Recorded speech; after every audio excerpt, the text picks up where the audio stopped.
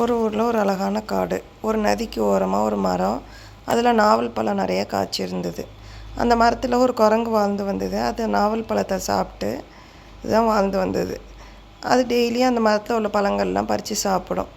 இதை இந்த குளத்துல இந்த ஆற்றுல ஒரு முதலை இருந்தது. அதை பார்த்துக்கிட்டு இருந்தது. அந்த முதல்ல அந்த குரங்குக்கிட்டே எனக்கு ரொம்ப பசிக்குது, எனக்கு கொஞ்சம் நாவல் பழம் பறித்து தரியா அப்படின்னு கேட்டது.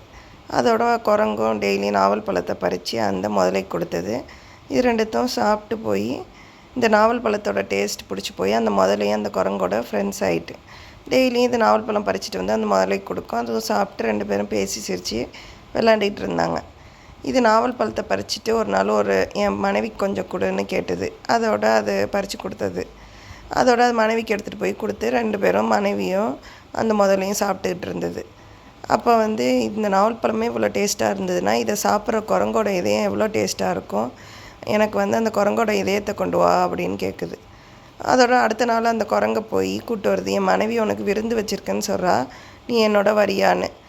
அதோட குரங்கை அழைச்சிக்கிட்டு முதலையும் அந்த மனைவிக்கிட்ட போயிட்டுருக்கு. போகிற வழியில் முதல்ல மனைவி இதை மாதிரியும் உன் இதயத்தை ருசிக்கணும்னு விரும்புகிறா அப்படின்னு சொல்லுது.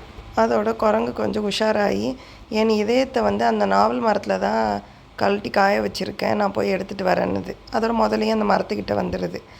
குரங்கை விட்டுடுது.